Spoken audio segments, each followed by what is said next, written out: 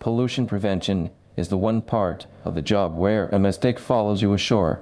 Fines, detentions, and licenses on the table. MARPOL is the rule book, and examiners expect it cold. The convention works by annexes: oil, chemicals, packaged goods, sewage, garbage, and air, each with its own limits, special areas, and paperwork. In the next few minutes, the rules officers actually use the record books that prove compliance, and how it is all tested.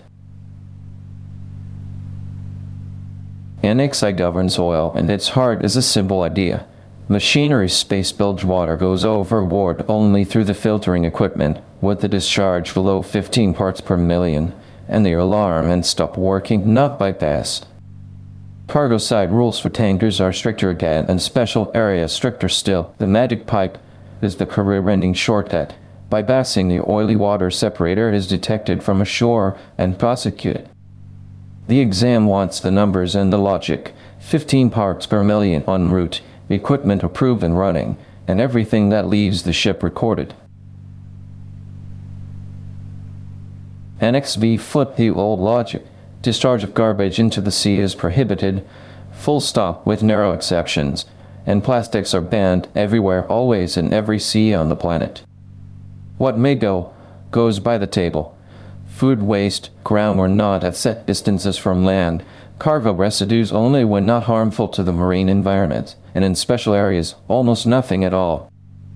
On board this becomes the garbage management plan, marked bins, and a garbage record book that Port State Control genuinely reads. Annex IV covers sewage, overboard only treated by an approved plant, or comminuted and disinfected beyond 3 miles, or untreated beyond 12, and only en route, at speed, never in harbor. Annex V took MARPOL into the air. Sulfur limits on fuel, the global cap, and the stricter emission controlled areas, and NOx tiers for engines.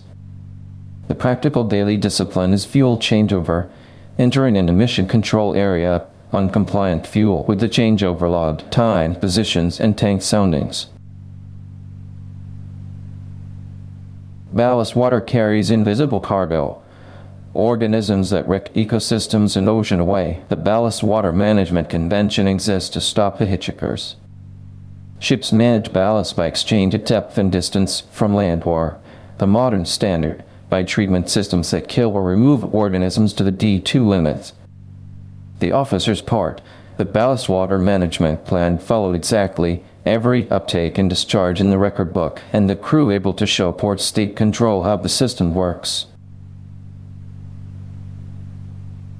MARPOL runs on paper: the oil record book, the garbage record book, the ballast record, each entry signed, each operation traceable, tank to tank, liter to liter. Port State Control reads them like detectives.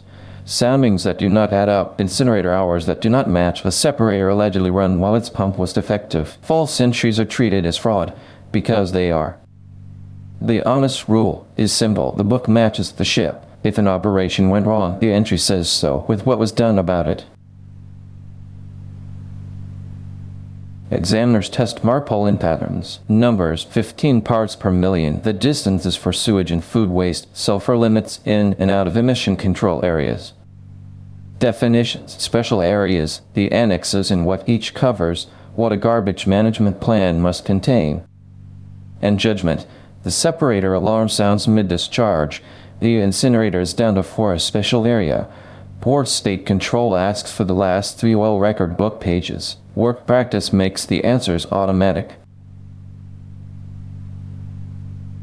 That practice is what the workbook is for: pollution prevention and MARPOL compliance, oil, garbage, sewage, ballast water, and air emissions, with 240 practice questions and worked answers. The link is in the description, alongside the rest of the Maritime exam series. Keep the sea clean and keep the book honest.